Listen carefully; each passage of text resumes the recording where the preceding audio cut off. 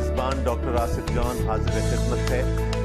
Programme ہے نور حیات۔ یہ ایک عالمگیر خوشخبری ہے، یہ قوموں کے لیے خوشخبری ہے۔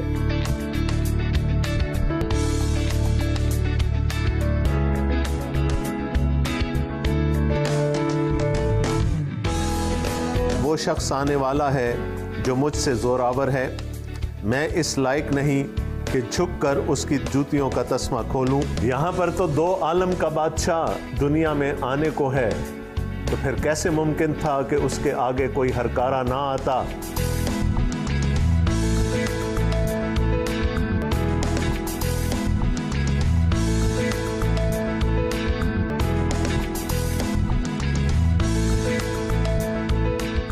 خواتین و حضرات، السلام علیکم۔ آپ کا میزبان ڈاکٹر آصف جان حاضر خدمت ہے۔ پروگرام ہے نور حیات اور سلسلہ ہے جناب مرکز کے انجیلی بیان سے سیکھنے کا۔ اگر آپ کو یاد ہو تو گزشتہ پروگرام میں ہم نے جناب یسوع المسیح کے اختیار کے بارے میں، بلکہ ایک خاص اختیار کے بارے میں جانا تھا۔ انہوں نے اپنے منہ سے ارشاد فرمایا کہ انہیں اس زمین پر گناہ معاف کرنے کا بھی اختیار ہے، اور آپ میرے ساتھ اس بات پر اتفاق کریں گے کہ کسی انسان کو گناہ معاف کرنے کا اختیار نہیں ہے۔ پچھلے پروگرام کو دیکھ کر ہمارے ایک ناظر کے ذہن میں ایک سوال اٹھا، جسے انہوں نے ایک ای میل کی شکل میں ہم تک پہنچایا ہے، اور ہمارے یہ ناظر ہیں فیصل آباد کے جناب عبدالحق۔ حق صاحب بیان کرتے ہیں کہ آپ نے پچھلے پروگرام میں کہا کہ جناب یسوع المسیح کو گناہ معاف کرنے کا اختیار ہے۔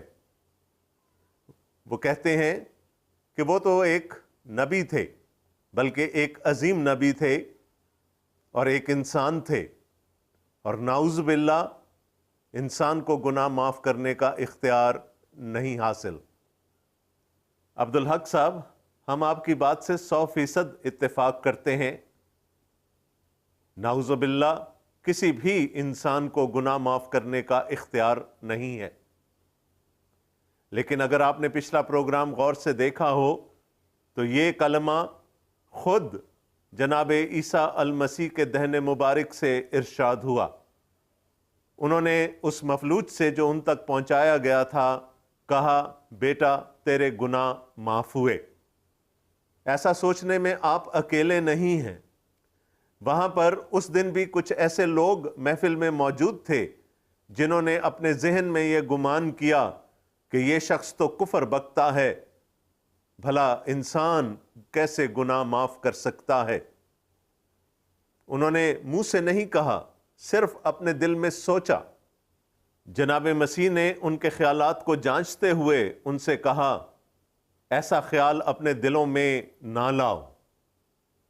جب فقیہوں نے اور وہ لوگ جو وہاں پر موجود تھے اپنے ذہنوں میں یہ گمان کیا کہ یہ شخص کفر بکتا ہے، تو دو ہی صورتیں ہو سکتی تھیں، اور اس کا ذکر میں نے پچھلے پروگرام میں بھی کیا تھا کہ یا تو آپ واقعتاً کفر فرما رہے تھے، اور پھر یا آپ خدا تھے۔ اور اگلے ہی لمحے میں جب آپ نے یہ فرمایا کہ تم اپنے دلوں میں کیوں یہ سوچتے ہو، تو اس بات کا فیصلہ ہو گیا کہ آپ کافر تھے یا خدا تھے، کیونکہ دلوں کا حال، ذہنوں کا گمان صرف اور صرف اللہ تعالیٰ کی ذات ہی جان سکتی ہے۔ اور اس کے بعد یسوع المسیح نے اس شخص سے کہا، اٹھ، اپنی چارپائی اٹھا اور چل پھر۔ اور لوگوں نے یہ منظر اپنی آنکھوں سے دیکھا کہ وہ شخص اٹھا، وہ شخص جو چل پھر نہ سکتا تھا، جو بالکل جسمانی طور پر مفلوج تھا، وہ اسی دم اٹھ پڑا اور اس نے اپنی چارپائی اٹھائی اور وہاں سے رخصت ہو گیا۔ اگر یسوع المسیح کے منہ سے نکلا ہوا یہ کلمہ کہ اٹھ اور اپنی چارپائی اٹھا اور چل پھر سچا تھا، تو پھر ہم بھی یہ گمان کرنے میں غلط نہیں ہیں کہ اس سے پہلے جو انہوں نے فرمایا کہ بیٹا تیرے گناہ معاف ہوئے تو واقعتاً اس شخص کے گناہ معاف ہو گئے۔ جناب مرقس نے ہمیں بتایا تھا کہ وہ بادشاہ ہیں، وہ یسوع مسیح ابن خدا ہیں، ابن اللہ ہیں۔ جناب مرقس نے ہمیں ان کی ذات کے اوصاف بھی بتائے، پھر ہم جناب مرقس کے ساتھ ان کی تخت نشینی میں شامل ہوئے۔ اس کے بعد سے ہم ان کے اختیار کو دیکھتے چلے آ رہے ہیں۔ وہ ابلیس پر بھی اختیار رکھتے ہیں، اور وہ ابلیس کے سب سے بڑے ہتھیار یعنی گناہ پر بھی اختیار رکھتے ہیں۔ ان کا اختیار گناہ گاروں کی زندگی پر بھی ہے۔ پھر ہم نے کچھ واقعات کے ذریعے سے دیکھا کہ انہوں نے بیماروں کو ان کی بیماریوں سے شفا عطا فرمائی، یعنی وہ بیماریوں پر بھی اختیار رکھتے تھے۔ اور پھر ہم نے یہ بھی دیکھا کہ کس طرح ان کے منہ کے کلام سے بد ارواح، ارواح خبیثہ، ابلیس کے ہواری، جنات لوگوں میں سے نکلنے پر مجبور ہو گئے، اپنا قبضہ چھوڑنے پر مجبور ہو گئے۔ لیکن پچھلے پروگرام میں ہم نے ان کا ایک اور ہی اختیار ملاحظہ فرمایا، اور وہ تھا گناہ معاف کر دینے کا اختیار۔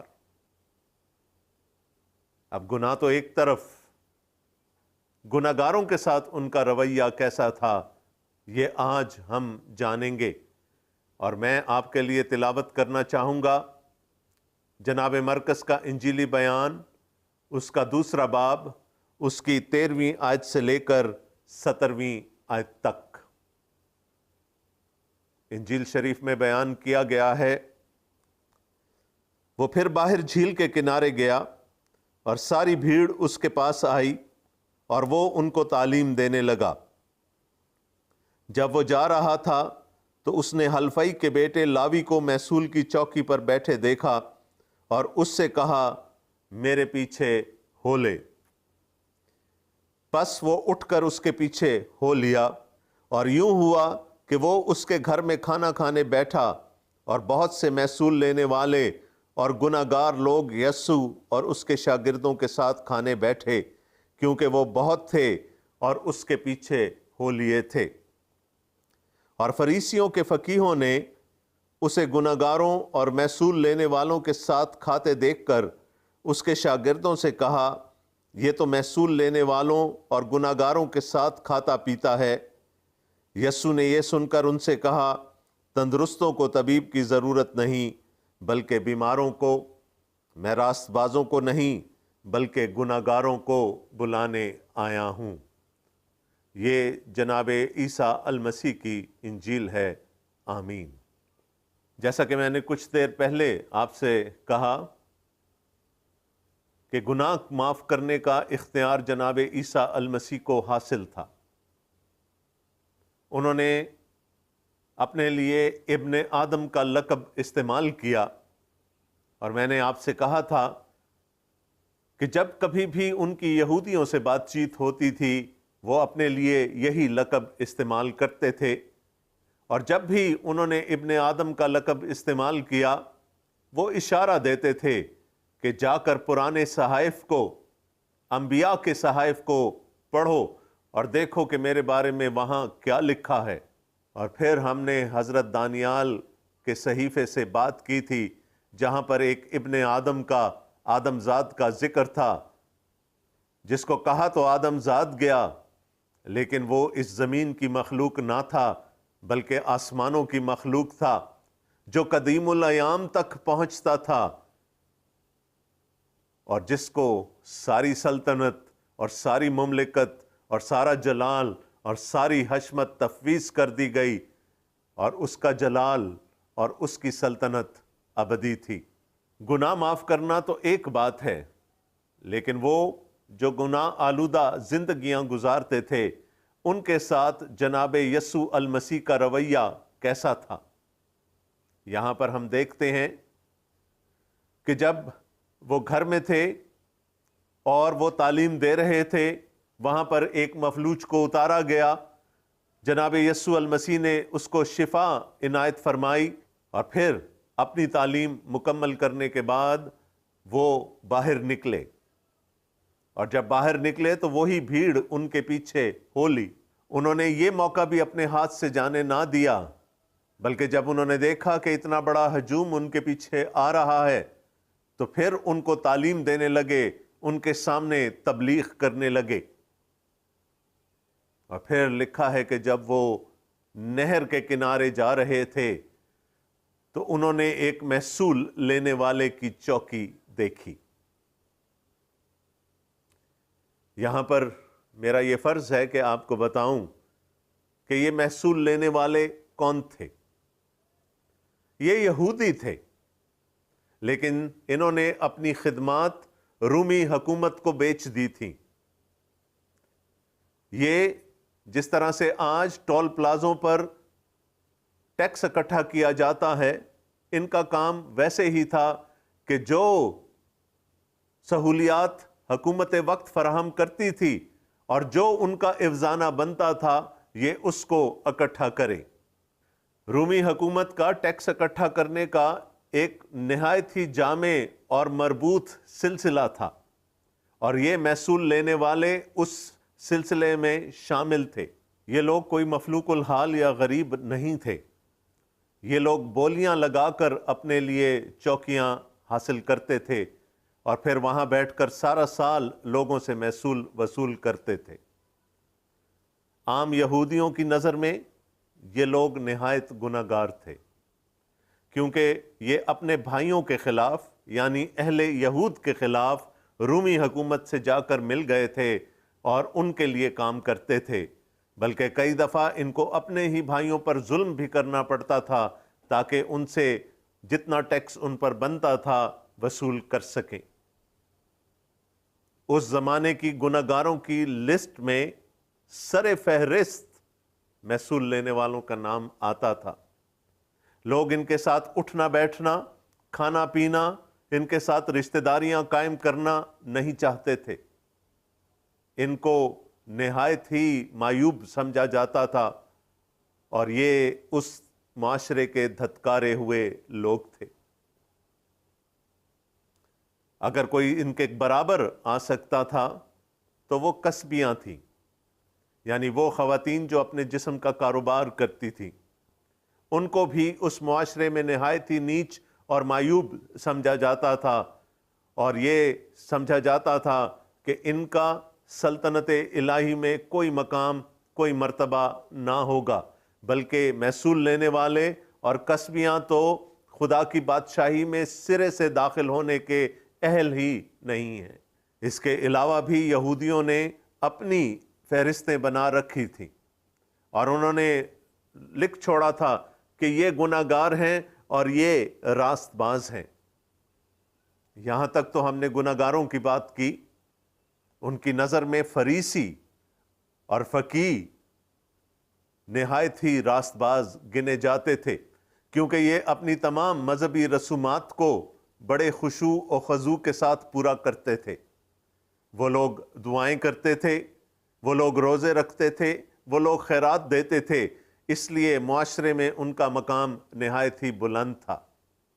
لیکن دوسری طرف محصول لینے والوں کو، کسبیوں کو اور گناہگاروں کو نہایت ہی بری نگاہ سے دیکھا جاتا تھا۔ اور جیسا کہ میں نے آپ سے پہلے کہا کہ ایسے لوگوں کے ساتھ کسی قسم کا تعلق رکھنا بھی پسند نہیں کیا جا سکتا تھا، بلکہ جیسے کہ میں نے پہلے کہا، ان لوگوں کے ساتھ کسی قسم کا بھی تعلق رکھنا معیوب سمجھا جاتا تھا۔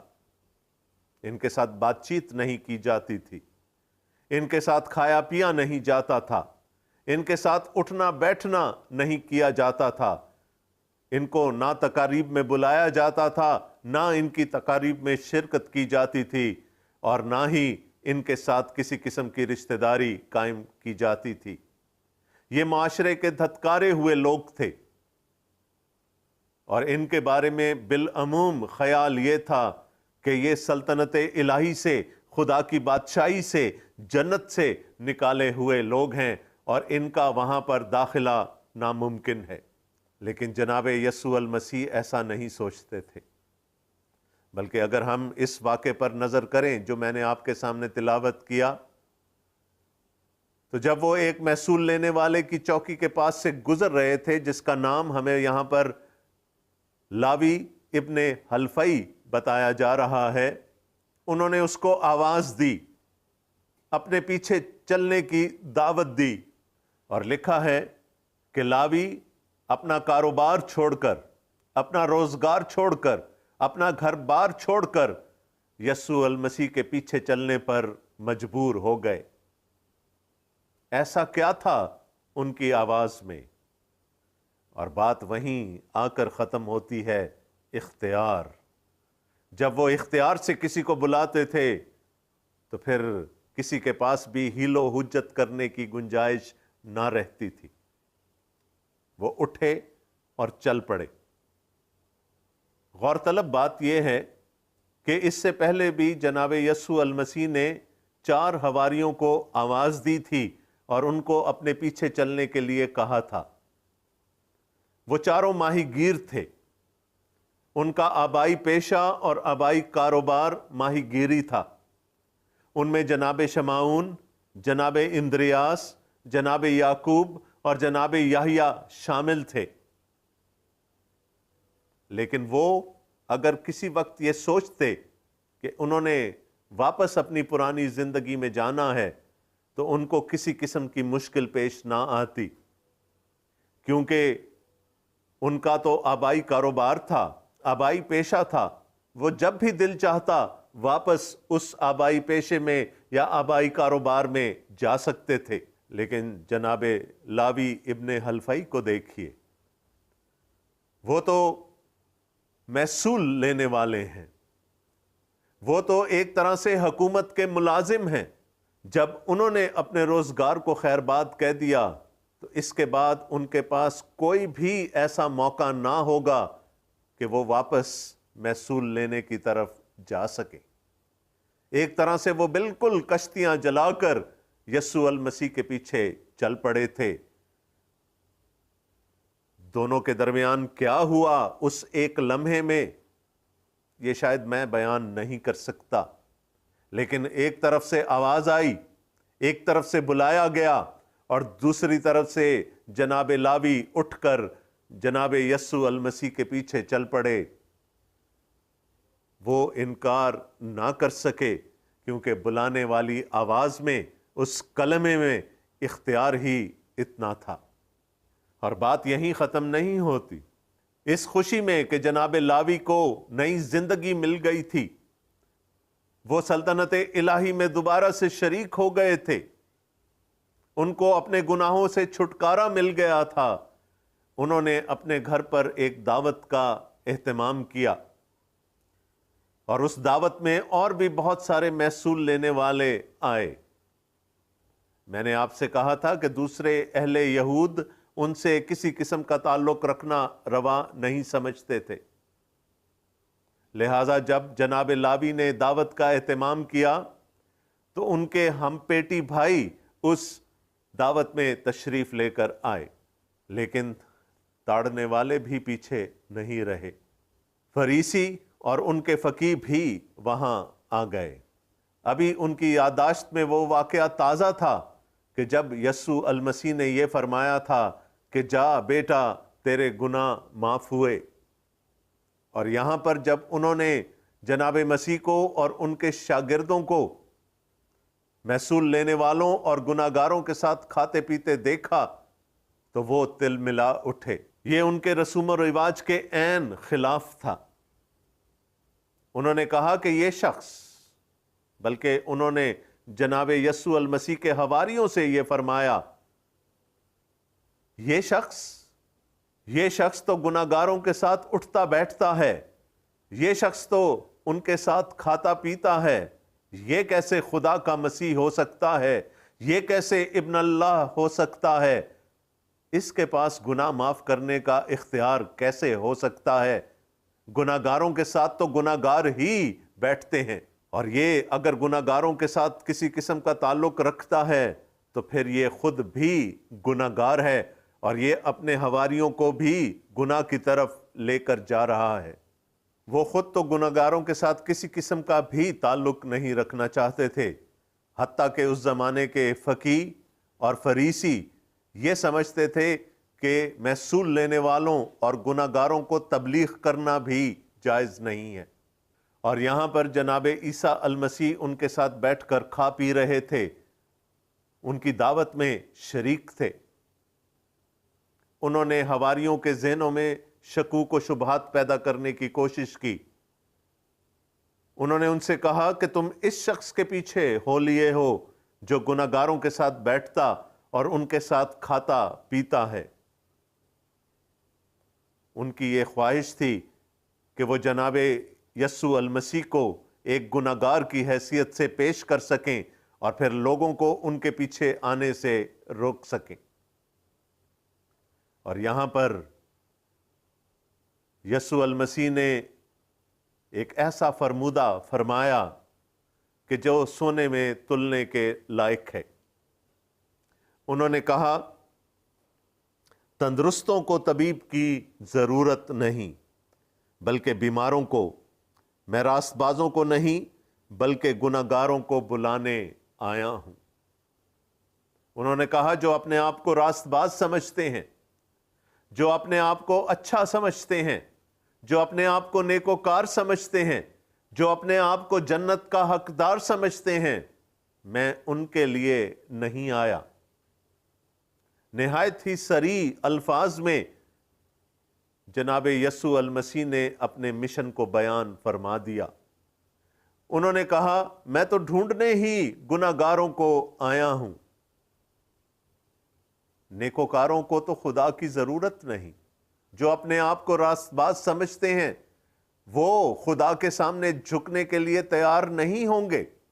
اپنے نزدیک تو وہ راست باز ہیں، وہ یہ سمجھتے تھے کہ ان کا جنت پر حق ہے، ان کو کوئی سلطنت الہی میں داخل ہونے سے روک نہیں سکتا، کیونکہ وہ نیکوکار ہیں اور وہ راست باز ہیں۔ وہ روزمرہ نیکیاں کماتے تھے اور یہ سمجھتے تھے کہ ان کی نیکیوں میں اضافہ ہوتا چلا جا رہا ہے اور اب جنت پر ان کا حق ہے۔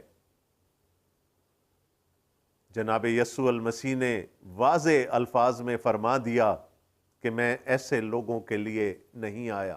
ناظرین کرام، اگر آپ کو یاد ہو تو میں نے آپ سے کہا تھا کہ اگر جنت اور دوزخ کے درمیان ایک دیوار ہو تو ہوں گے دونوں طرف ہی گناہگار۔ جنت میں بھی گناہگار ہوں گے اور دوزخ میں بھی گناہگار ہی ہوں گے۔ فرق صرف اتنا ہوگا کہ جنت میں وہ گناہگار ہوگا جس کے گناہ بخش دیے گئے ہوں، اور دوزخ میں وہ گناہگار ہوگا جس کے گناہ نہ بخشے گئے ہوں۔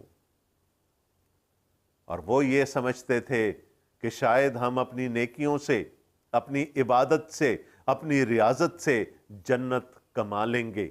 جناب یسوع المسیح نے واضح الفاظ میں فرما دیا کہ ایسا نہیں ہو سکتا۔ گناہ ایک حقیقت ہے اور ہم سب گناہگار ہیں، کچھ شاید کم ہوں، بعض زیادہ ہوں۔ انجیل مقدس میں جناب پولس فرماتے ہیں کہ میں سب سے بڑا گناہگار ہوں، اور جنت میں داخلے کے لیے، سلطنت الہی میں داخلے کے لیے سب سے پہلا قدم یہ ہے کہ انسان اپنے گناہوں کا ادراک کرے۔ دوسرا قدم یہ ہوگا کہ وہ اس بات کا بھی ادراک کرے کہ وہ اپنے گناہوں کو خود سے نہیں معاف کر سکتا یا نہ کروا سکتا ہے۔ گناہوں کو معاف کرنے والی ایک ہی ذات ہے اور وہ ہے اللہ تعالیٰ کی۔ اور اس کے بعد تیسرے قدم کے طور پر وہ اس شخصیت کے سامنے جھک جائے کہ اے اللہ، جو کام میں اپنی قوت سے، اپنی استطاعت سے، اپنی استعداد سے نہیں کر سکتا، تو اسے میرے لیے کر دے، میرے گناہ معاف کر دے۔ تب ہی انسان سلطنت الہی میں یا جنت میں داخلے کے قابل ہو سکتا ہے۔ یسوع المسیح مجھے اور آپ کو ڈھونڈنے کے لیے اس دنیا میں تشریف لائے تھے، اور میں اپنی بات آج یہیں پر ختم کروں گا۔ لیکن دوستو آپ کو معلوم ہے کہ ہمیں آپ کی ای میلز کا، آپ کے رابطے کا انتظار رہتا ہے۔ میری آپ سے درخواست ہے کہ آپ کسی نہ کسی طور سے ہم سے رابطہ ضرور کیجئے، خواہ آپ کے ذہن میں کوئی سوال آیا ہو، خواہ آپ اپنی کوئی رائے دینا چاہتے ہوں، خواہ آپ بائبل مقدس یا انجیل شریف حاصل کرنا چاہتے ہوں، آپ ہم سے رابطہ ضرور کیجئے گا۔ پروگرام کے بعد ہماری کانٹیکٹ ڈیٹیلز آپ کے اسکرین پر آ جائیں گی۔ میری وہی دعا ہے کہ اللہ تعالیٰ مجھے اور آپ سب کو اپنے حفظ و امان میں رکھے اور اپنے کلام کی تنویر سے ہمارے ذہنوں کو، ہمارے دلوں کو، ہماری زندگیوں کو منور کرتا رہے، تاکہ ہمارا ارد گرد بھی اس سے منور ہو جائے۔ آمین۔ اگلے پروگرام تک کے لیے خدا حافظ۔